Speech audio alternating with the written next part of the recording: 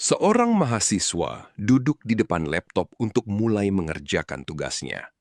Dia sudah membuka file tugasnya. Tapi baru 5 menit, tangannya otomatis membuka YouTube, lalu Instagram, lalu scrolling tanpa tujuan. Tiba-tiba, 1 jam hilang begitu saja.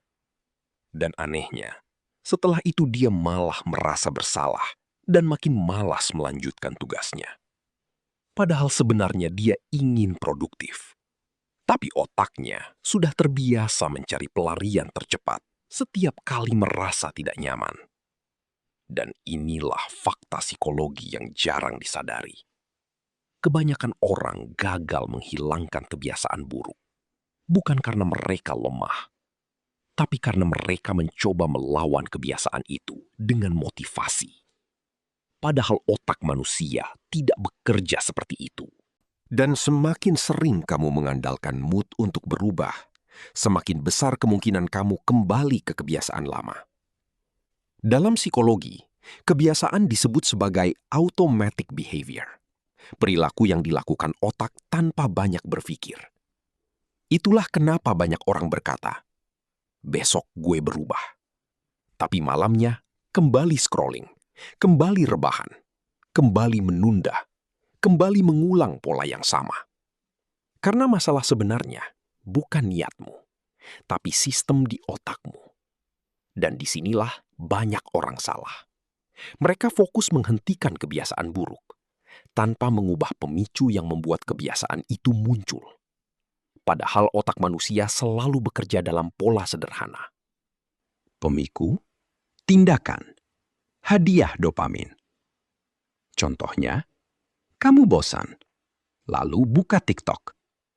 Otak mendapat hiburan instan. Lama-kelamaan, otak belajar. Kalau bosan, buka HP. Dan pola itu menjadi otomatis. Tapi, ini bagian yang lebih menarik. Kamu tidak harus melawan otakmu terlalu keras untuk menghentikan kebiasaan buruk. Kamu hanya perlu membuat kebiasaan itu lebih sulit dilakukan. Karena otak manusia sangat malas. Bahkan, perbedaan kecil bisa mengubah perilaku besar. Misalnya, kalau HP diletakkan jauh, kemungkinan scrolling berkurang. Kalau camilan tidak ada di kamar, kemungkinan makan impulsif ikut turun. Kalau notifikasi dimatikan, otak lebih sulit terdistraksi. Kedengarannya sederhana, tapi secara psikologis, lingkungan jauh lebih kuat daripada motivasi. Dan ini kesalahan terbesar banyak orang. Mereka mencoba berubah sambil tetap hidup di lingkungan yang membuat mereka terus gagal. Itulah kenapa disiplin terasa berat.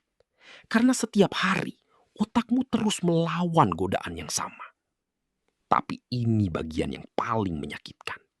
Banyak orang sebenarnya bukan kecanduan kebiasaan buruknya. Mereka kecanduan rasa nyaman yang diberikan kebiasaan itu.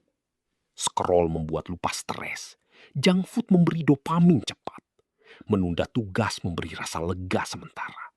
Otakmu tidak mencari yang terbaik. Otakmu mencari yang paling nyaman. Dan kalau kamu tidak sadar soal ini, kamu akan terus mengulang pola yang sama bertahun-tahun. Tapi ini bagian yang jarang dibicarakan.